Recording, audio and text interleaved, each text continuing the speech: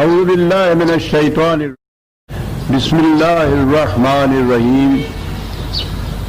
عزیزان مان، آج اپریل 1983 کی پہلی تاریخ ہے اور درس قرآن کریم کا آغاز سورہ الواقعہ کی آیت 83 سے ہو رہا ہے. سابقہ جمعہ کو خصوصی درس تھا، اس لیے تجدید یادداشت کے لیے یہ عرض کر دوں کہ سلسلہ کلام یوں چلا آ رہا تھا، اور ویسے تو قرآن کریم کا بنیادی نقطہ اور بنیادی تعلیم مکافات عمل ہے. وہ زور ہی اس پر دیتا ہے کہ انسان کا ہر عمل ایک نتیجہ پیدا کرتا ہے، اور وہ نتیجہ جو ہے وہ انسان کے اختیار میں نہیں ہوتا. یہ تو اس کے اختیار میں ہے کہ جون سا راستہ جی چاہے اختیار کر لے. یہ اس کے اختیار میں نہیں ہے کہ راستہ غلط اختیار کرے اور صحیح منزل پر پہنچ جائے. ہر راستے کی منزل متعین ہے. یہ اس کے اختیار کی بات ہے کہ کون سا راستہ یہ اختیار کرتا ہے. اب جو فرق پڑتا ہے انسان اور انسان میں وہ یہی ہے. کچھ انسان ہیں وہ یہ کہتے ہیں کہ نہیں، مکافات عمل کوئی شے نہیں ہے. انسان خود ہی اپنے لیے ایک راستہ تجویز کرے، خود ہی اپنے لیے منزل تجویز کرے، اور اس کے بعد کوئی غلطی ہو جائے اس کی تصحیح کرے. کوئی قوانین ایسے نہیں ہیں کہ جس سے یہ متعین طور پر رول ہو. جیسے قرآن کہتا ہے کہ ظالم کی کھیتی پنپ نہیں سکتی، یہ ایک قانون ہے قرآن کی روح سے. یہ ایک اصول ہے، غیر متبدل ہے. تو ایک نقطہ نگاہ تو یہ ہے کہ اس چیز کے اوپر یہ یقین ہو کہ واقعی یہ قوانین خداوندی غیر متبدل ہیں. اور دوسرا یہ ہے کہ نہیں، جو جی میں آئے کرتے جاؤ. اس کے لیے اگر تدبیر آپ کر لیتے ہیں، مختلف خدشات اور خطرات کے راستے بند کر لیتے ہیں، تو پھر راوی عیش لکھتا ہے. کوئی گرفت نہیں، کوئی مواخذہ نہیں، کوئی اور غلط نتیجہ نہیں. تو یہ ہے اصل میں بنیادی تعلیم جو ہے قرآن کی. اسی کے مطابق بات چلی آ رہی تھی کہ تم جو یہ ذرائع پیداوار کو جنہیں ہم نے مخلوق کی پرورش کے لیے بنایا ہے، خدا کی طرف سے یہ پیدا بھی کیے گئے ہیں، خدا کی طرف سے تمہیں مفت ملے ہیں، اور یہ مخلوق بلکہ ہر ذی نفس کی پرورش کا ذریعہ معاش ہے. انہیں تم اپنی ملکیت تصور کر لیتے ہو اور اس کے بعد حاجت مندوں کو اس سے محروم کر دیتے ہو. یہ غلط راستہ ہے جو تم اختیار کرتے ہو. اس کا نتیجہ تباہی ہوگا. اور وہ اس کے بعد یہ کہتے ہیں کہ یہ کوئی ایسی چیز نہیں کہ کوئی خارج سے قوت ہے جو یہ کہتی ہے کہ اس کا نتیجہ تباہی ہوگا. اگر ہم تباہی آنے والے اسباب، ذرائع اور راستوں کو روک لیں اور وہاں انتظامات ایسے کر لیں کہ وہ نہ تباہی آئے، تو پھر کوئی تباہی نہیں آ سکتی. یعنی بات اتنی ہے کہ کیا یہ واقعی کوئی قوانین ہیں انسان کے اوپر کہ جس سے شر کا نتیجہ تباہی ہوتا ہے اور خیر کا نتیجہ بھلائی ہوتا ہے؟ ایسے قوانین یا نہیں؟ یہ ہے ساری بحث جو چلی آ رہی ہے قرآن کی تعلیم کی. اسی سلسلے میں وہ یہ کہتا چلا آ رہا تھا کہ قوانین خداوندی کے مطابق زندگی بسر کرنے کا نتیجہ، جسے عام اصطلاح میں جنت کی خوشگواریاں کہا جاتا ہے، اس کی خلاف ورزی کرنے کا نتیجہ وہ تباہیاں کہ جنہیں جہنم کہہ کے پکارا جاتا ہے. یہ دونوں چیزیں چلی آ رہی تھی.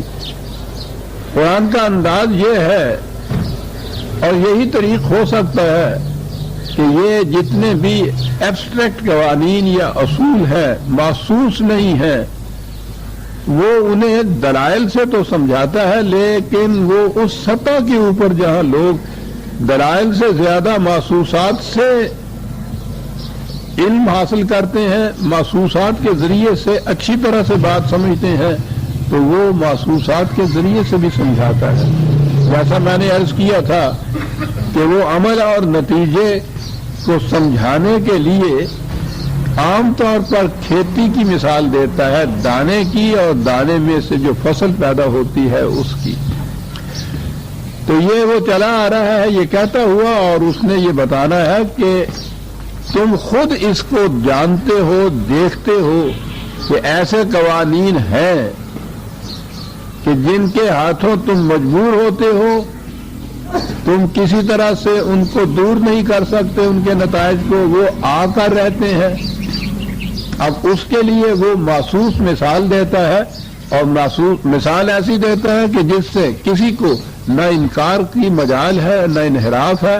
فلولا اذا بلغت الحلقوم وانتم حينئذ تنظرون ونحن اقرب الیہ منکم ولکن لا تبصرون فلولا ان کنتم غیر مدینین ترجعونها ان کنتم صادقین۔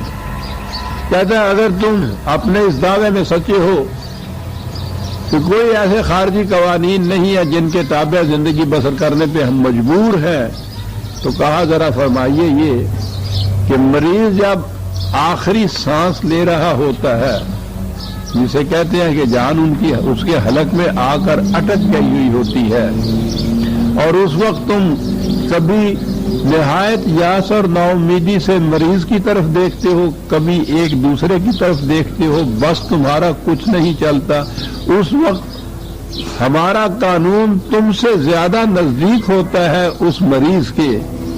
اگر تم سمجھتے ہو کہ کوئی ایسا قانون نہیں ہے جس پہ تمہارا اختیار نہیں، تم ہی صاحب اختیار ہو، تو پھر تم اسے مرنے سے بچا کیوں نہیں لیا کرتے؟ یعنی ایک ایسی مثال ہے ہر جگہ جو وارد ہوتی ہے، ہر ایک کو اس کا تجربہ ہوتا ہے، ہر شخص اسے دیکھ سکتا ہے، اور وہ اپنی بے بسی کا اعتراف کرتا ہے۔ انتہائی کوشش اور محنت کی جاتی ہے اس مریض کو بچانے کے لیے، لیکن اس کے باوجود مریض بچتا نہیں ہے، موت آ جاتی ہے۔ کہا کہ یہ جو ایک قانون ہے کہ وہ موت آ جاتی ہے، اسے تم اپنی ہزار کوششوں، ہزار خواہشوں کے باوجود اسے ٹال نہیں سکتے، تو تمہاری بے بسی ہے نا اس میں۔ جو بھی وہ قوانین ہیں وہ اپنا نتیجہ برآمد کر رہے ہیں نا، تو اگر تم یہ کہتے ہو کہ نہیں کوئی ایسا قانون خارجی نہیں ہے کہ جس پہ ہمیں اختیار نہ ہو، تو تم اسے پھر موت سے بچا کیوں نہیں لیتے؟ کہا یہ مثال ہم نے تمہیں دی ہے یہ سمجھانے کے لیے کہ ہمارے قوانین یہاں کار فرما ہیں، ان کے مطابق نتائج نکلتے ہیں۔ یہ محسوس دنیا کی مثال ہے، محسوس زندگی کی مثال ہے، اور اسی قسم کی مثال آپ سمجھ لیجئے کہ جسے آپ انسانیت کی دنیا کہتے ہیں، اخلاق کی دنیا کہتے ہیں، عدل و انصاف کی دنیا کہتے ہیں، وہاں بھی اسی قسم کے قوانین ہیں، اور اسی طرح سے ان کا نتیجہ نکلتا ہے۔ ظلم اور استبداد کا نتیجہ یقیناً تباہی اور بربادی ہے۔ اس وقت تم نہیں مانتے، لیکن جب وہ آتی ہے تباہی اور بربادی تو تم پھر اس وقت اسے روک نہیں سکتے۔ اتنی سی بات ہم یہ تمہیں کہتے ہیں کہ اس کے آنے سے پہلے اس کا اہتمام کر لو کہ وہ تباہی نہ آئے، اور وہ اسی طرح سے جیسا کہ بات اس نے یہ شروع کی تھی، فَسَبِّحْ بِاسْمِ رَبِّكَ الْعَظِيمِ، چھوٹے چھوٹے سے پیمانے کے اوپر تو تم اپنے گھر بار کا، بال بچوں کی ربوبیت کا، پرورش کا انتظام کرتے ہو۔ خدا کا نظام یہ ہے کہ عالمگیر ربوبیت ہونی چاہیے، دنیا میں کوئی ذی نفس اور کوئی انسان بھوکا نہیں رہنا چاہیے۔ تو اس کے تابع وہ مثالیں دیتا ہوا چلا آ رہا تھا، اور یہاں کہا کہ جس طرح سے یہ ہمارا قانون ہے کہ مرض جب شدت اختیار کر جائے تو پھر موت لازمی آ جاتی ہے، اسی طرح سے ہمارا یہ بھی قانون ہے کہ جب سلب اور نہل اور استحصال اور ایکسپلائٹیشن یہ شدت اختیار کر جائے تو پھر معاشرے پر تباہی آ جاتی ہے۔ اس وقت وہ لوگ، اب پھر وہ دو گروہ قرآن نے گنائے تھے پہلی آیات میں۔ ایک تو وہ تھا پائنیئرز کا کہ جب اس نظام کے لیے دعوت دی جائے، ابتدا کی جائے، اس اسکیم میں سب سے پہلے لوگ جو آتے ہیں ان کے لیے ایثار اور قربانیاں، محنت اور کاوشیں ہوتی ہیں، نتائج بہت دور بعد میں جا کے برآمد ہوتے ہیں، وہ ان نتائج سے متمتع نہیں ہوتے، صبر بار نہیں ہوتے وہ لوگ، ان کے حصے میں محنت ہی محنت ہوتی ہے۔ کسان بھی جو پہلے آ کے ہل چلاتا ہے، ہو سکتا ہے کہ وہ کھیتی کے برابر ہونے سے پہلے ہی وہ مر جائے، تو ہل تو اس نے محنت کر کے چلایا ہے، فصل کوئی اور لے کے جائے۔ یہ جو نظام ربوبیت کی عمومیت کا اس نے قرآن نے کہا ہے، یہ اسلامی نظام اسے کہہ لیجیے، تو اس کی ابتدا کرنے والے جو بانی ہے، ابتدا کرنے والے السابقون الاولون جو ہے، وہ جنہیں میں بنیاد کی اینٹیں کہہ کر پکارا کرتا ہوں، کہ جن کی کیفیت یہ ہے کہ عمارت کا سارا بوجھ ان کے سر پہ ہوتا ہے، لیکن کوئی انہیں دیکھ بھی نہیں سکتا کہ وہ اینٹیں کہاں ہیں، اور نہ ہی کبھی انہوں نے ایسا تقاضا کیا ہے کہ ہمیں بھی ابھر کے دیکھ لینے دیجیے کہ یہ عمارت کیسے بنی ہوئی ہے۔ ان کے حصے میں بوجھ ہی بوجھ آتا ہے، لیکن وہی بوجھ ہے کہ جو اس ساری عمارت کو اٹھائے ہوئے ہوتا ہے۔ اس لیے اس نے جو سابقون الاولون ان کو مقربین کہہ کے پکارا ہے کہ محنت اور مشقت ان کے حصے میں آتی ہے، اس کا پھل اور ثمر جو ہے بعد میں آنے والے اٹھاتے ہیں۔ تو پہلا درجہ جو ہے تو مقربین کا ہے۔ پھر اس کے بعد جب اس کے آثار پیدا ہو جاتے ہیں، اس کی کامیابی کے، پودا ذرا اونچا ہو جاتا ہے، نظر آتا ہے کہ اس میں پھل لگ جائیں گے، تو یدخلون فی دین اللہ افواجا، پھر تو لوگ فوج در فوج آ جاتے ہیں اس نظام کی طرف۔ یہ آنے والے بھی صاحب برکت اور صاحب یمن ہوتے ہیں، اس کو وہ اصحاب الیمین کہہ کر پکارتا ہے، جن کے حصے میں یمن و سعادت آتی ہے۔ لیکن بہرحال مدارج کے اعتبار سے یہ جو سابقون الاولون ہیں ان کے بعد آتے ہیں یہ لوگ، لیکن اس نے یہ کہا ہے کہ یہ ٹھیک ہے مدارج کے اعتبار سے تو بعد میں آتے ہیں، لیکن اس نظام کی خوشگواریوں میں ان کا بھی اتنا ہی حصہ ہوتا ہے، بلکہ سابقون اولون سے حصہ ان کا زیادہ ہوتا ہے، محنت کم کرنی پڑتی ہے۔ تو کہا کہ فاما ان کان من المقربین فروح و ریحان و جنت و نعیم، وہی جو پہلے جنت کی تفصیلات قرآن دیتا چلا آ رہا تھا، اور اسے ہر وقت ملحوظ خاطر رکھیے کہ صحیح نظام زندگی کی جنت یہاں سے ہی شروع ہو جاتی ہے، جس طرح غلط نظام کا جہنم یہاں شروع ہوتا ہے۔ تو میں نے عرض کیا تھا کہ وہ صحیح نظام کی جنت کی خوشگواریاں اور وہاں کی نسیم سحری کی ہوائیں وہ تو ہمارے نصیب میں نہیں، ہم نے نہیں دیکھی۔ جہنم کے لپٹ اور شعلے تو ہمیں پتہ ہے نا کیسے ہوتے ہیں۔ غلط نظام کے اندر رہنے سے زندگی کس قدر ضیق میں گزرتی ہے، اجیرن ہوتی ہے، اس کا تو ہمیں علم ہے نا۔ تو قرآن یہ کہتا ہے کہ اس جہنم کو تم جنت میں بدل سکتے ہو۔ السابقون الاولون پہلے ہیں جو محنت ہی محنت کریں گے، پھر بعد میں آنے والے اس سے ثمربار ہوں گے۔ فسلام لک من اصحاب الیمین، دونوں کے لیے سلامتی ہے، دونوں کے لیے برکات ہے۔ وَأَمَّا إِنْ كَانَ مِنَ الْمُكَذِّبِينَ الضَّالِّينَ فَنُزُلٌ مِّنْ حَمِيمٍ وَتَصْلِيَةُ جَحِيمٍ، اس کے برعکس وہ لوگ جنہیں ہم کہتے رہے کہ اس کا نتیجہ تباہی ہے، وہ کہتے رہے کہ تم جھوٹ کہتے ہو، ایسا نہیں ہو سکتا، ہم نے پورے انتظامات کر رکھے ہیں کہ تباہی نہ آنے پائے۔ وہ قرآن نے کہا ہے کہ وہ تو وہاں ان مقامات سے آیا کرتی ہے من حیث لا تشعرون، جو تمہارے وہم و گمان میں بھی نہیں ہوتے، وہ ان راستوں سے تباہی آیا کرتی ہے، لیکن بہرحال وہ تباہی آتی ہے تو اس کے لیے اس نے یہ کہا، وہی مثال کے طور پر کبھی کھولتا ہوا پانی کہا جو کھیتی کو تباہ کر دیتا ہے، کبھی یخبستہ کہا وہ بھی جلا کے رکھ دیتا ہے وہ کھیتی کو۔ افراط و تفریط ہوتی ہے اس میں۔ یاد رکھیے قرآن نے یہ کہا ہے کہ غربت اور افلاس سے بھی ایک تباہی آتی ہے، اور اس کے برعکس افراط زر سے بھی ایک تباہی آیا کرتی ہے۔ ایک طبقے کے پاس ضرورت سے کہیں زیادہ دولت جمع ہو جاتی ہے، وہ بھی تباہی کا موجب ہوتی ہے۔ دوسرا طبقہ نان شبینہ سے محتاج ہو جاتا ہے، یہ بھی تباہی کا موجب ہوتا ہے۔ تو ان چیزوں کو بھی وہ مثال دے کر سمجھاتا ہے، اور مثال جتنے دو ایکسٹریم ہیں جس کی مثال وہ دیتا ہے، اور یہ تو ایک کسان بتا سکتا ہے نا کہ کھیتی جو جھلستی ہے، کھیتی کے لیے پہلی چیز تو یہ ہے کہ پانی کی ضرورت لا ینفق ہے، اس کے بغیر تو کھیتی پنپ نہیں سکتی، لیکن پانی اعتدال پہ ہونا چاہیے، اس کا ٹیمپریچر ایک خاص اعتدال پہ ہونا چاہیے۔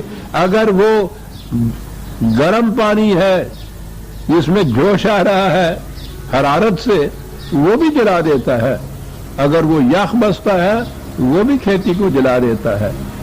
تو اس نے کہا یہ ہے کہ یہ جہنم کے متعلق یا جہنم کے متعلق جہاں جہاں قرآن میں آتا ہے وہ اس قسم کی مثالیں ہیں جو وہ دیتا ہے، وہ سچ مچ کا پانی نہیں اڈھیلا جاتا، بلکہ یہ مثال دے کے سمجھایا جاتا ہے کہ یہ کھیتی پھر برومند نہیں ہو سکتی جس کی کیفیت یہ ہو، پانی تو ملے لیکن اس انداز کا ملے کہ کہیں تو وہ حرارت سے گرم جوش ہو اور کہیں وہ یخ بستہ ہو، دونوں ہی جلا دیا کرتے ہیں۔ یہ افراط اور تفریط طبقاتی جو ہے معاشرے کے اندر، یہ اس کو جہنم بنا دیتی ہے، اور جہنم بناتی ہے، یہاں لفظ آیا ہے جہنم کا۔ جہنم کا تو میں نے کہا تھا نا کہ وادی جہنم ہے، وہ فلسطین کے قریب ایک وادی تھی جس میں ایک بہت بڑا بتکدہ تھا، اور اس کے سامنے انسانوں کی قربانی دی جاتی تھی اور ان کو پھر جلایا جاتا تھا، اس لیے اس کو جہنم کہتے تھے، یعنی وہ مقام جہاں انسانیت کو جلایا جائے اور ذبح کیا جائے، جہاں انسانیت ذبح ہوتی ہو وہ جہنم ہے۔ اور جہنم میں نے کہا تھا کہ جہاں بھی کسی قوم کی کسی کی ارتقائی رفتار رک جائے، جامد ہو جائے، منجمد ہو جائے، ایک مقام پہ رک جائے، ٹھہر جائے، آگے نہ بڑھ سکے، اسے جہنم کہا جاتا ہے۔ زندگی جوئے روان است تو رواں خواہد بود، زندگی تو نام ہے اس ندی کے چلتے رہنے کا، اسے چلتی رہے گی تو یہ ندی کہلائے گی، رک جائے گی تو یہ جوہر بن جائے گی، اور زیادہ عرصہ رکے رہے گی تو اس میں بسان اور سران پیدا ہو جائے گی۔ یہ جو زندگی کا رک جانا ہے کسی مقام کے اوپر، یہ ہے جسے جہنم کہا جاتا ہے۔ جہنم کا یہ دوسرا نام کہہ لیجئے۔ اصل میں تباہی وہ قوم ہوتی ہے جو اس زندگی کے مساف اور راستے میں کسی مقام پہ کھڑی ہو جائے، رک جائے، رک جانے کے بعد پھر وہ اس رک جانے کو بہت مقدس بنا لیتی ہے۔ اسلاف کی پیروی جو ہے، جو چلا آ رہا ہے ہمارے ہاں سے مسلک، ہم اسی کے پیرو رہیں گے، کھڑے ہو کے ہم سوچیں گے بھی نہیں کہ وہ صحیح ہے یا غلط ہے، قرآن کے مطابق ہے یا نہیں، ہمیں اس کی ضرورت نہیں ہے۔ اب یہ رک گئے، بڑے فخر سے تقلید کہا جاتا ہے اس کو، اور تقلید قلادہ تو اس رسی کو کہتے ہیں جو مویشی کے گلے میں باندھ دی جاتی ہے کہ چل نہ سکے، وہ ایسی قومیں چلتی نہیں ہے۔ مسافر زندگی میں 1000 برس جہاں پہلے آپ کی یہاں قوم کھڑی تھی وہاں کھڑی ہے، دنیا کہیں سے کہیں چلی جاتی ہے اور وہ اسی مقام کے اوپر کھڑے ہوتے ہیں۔ یہ جہنم ہے۔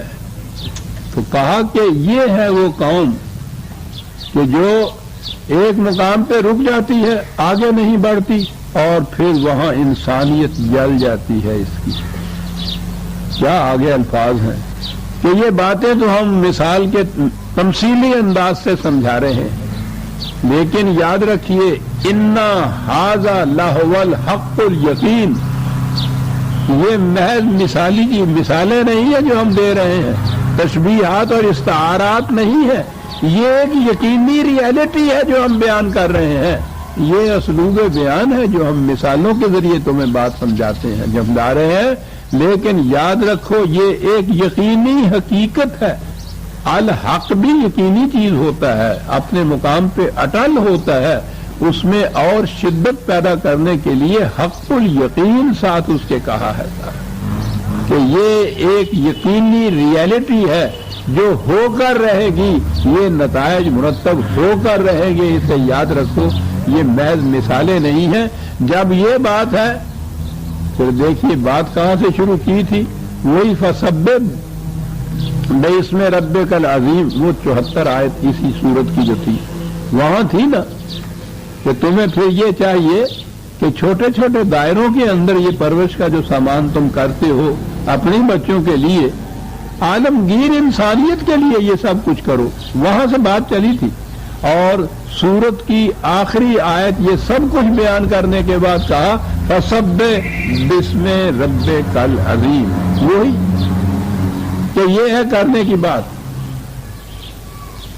فسبح باسم ربک العظیم، کتنا بڑا انقلابی پروگرام ہے جو قرآن نے دیا ہے کہ اس کا نتیجہ جنت نعیم ہوگا. اس کے خلاف ورزی، اس کے خلاف نظام قائم کرو گے جہاں طبقاتی تقسیم ہوگی وسائل رزق کی، تو اس کا نتیجہ جہنم ہوگی. اور کہا یہ کہ تمہارے لیے کوشش کرنے کی بات یہ ہے کہ تم اس ربوبیت خداوندی کو عام کرو، عظیم ربوبیت خداوندی جو ہے اس کا نظام قائم کرو. سبح، اب ہمارے ہاں تو جب دین مذہب سے بدلتا ہے تو الفاظ وہی رہتے ہیں، مفہوم بدل جاتا ہے.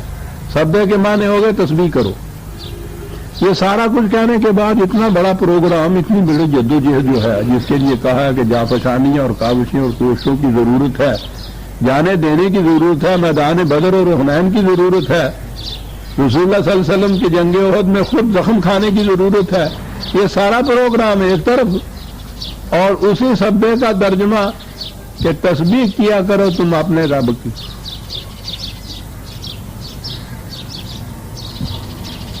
قرآن کے حکم کا فریضہ ادا ہو گیا. اور باقی جو کچھ ہے کہ صاحب یہ بھوکے مار رہے ہیں اس کو وہ ملتا ہے کہ صاحب وہ تو رزق خدا نے اپنے ہاتھ میں رکھا ہوا ہے، جسے چاہے وہ غریب کر دے، جسے چاہے وہ امیر کر دے. چلیے کہ ختم ہو گیا جناب، وہ اس نے اپنے ہاتھ میں رکھا ہوا ہے اور تمہارا کام جو تسبیح کر دے رہی ہے. سوال ذہن میں یہ پیدا ہو رہا تھا کہ یہ کچھ ایسا ہے جیسا کچھ خدا کا اپنا کام ہے جو وہ ہم سے کرانا چاہتا ہے.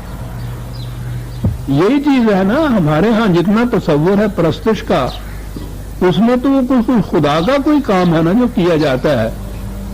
اس کے سامنے جا کے کھڑے ہو کے قصیدے پڑھے جاتے ہیں الحمدللہ ان کے ترجمے کے مطابق، تو بڑا، بہت بڑا، تیری شان بڑی، تیری حمد و ستائش ہم کرتے ہیں، ہم تیری پرستش کرتے ہیں، اس کا کچھ کرتے ہیں.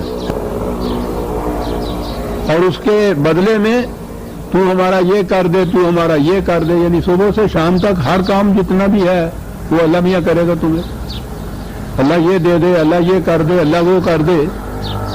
وہ اس کام کے لیے رکھا ہے اور یہ اس کی پرستش کرتے ہیں، عبادت کرتے ہیں، قصیدے پڑھتے ہیں. یعنی یہ جو ہے سبح تسبیح کرنا، یہ خدا کے لیے خدا کا کوئی کام ہے جو کچھ ہم کر رہے ہیں. کہا یہ ہے تمہارے ذہن میں. عزیزان من، قرآن کا معجزانہ انداز دیکھیے. یہ سورہ واقعہ کی آخری آیت ہے کہ یہ کرو. تو جو ذہن میں خیال پیدا ہوا کہ خدا ہم سے کچھ یہ اپنے لیے کرانا چاہتا ہے، ربنا تقبل منا انک انت السمیع العلیم. شکریہ.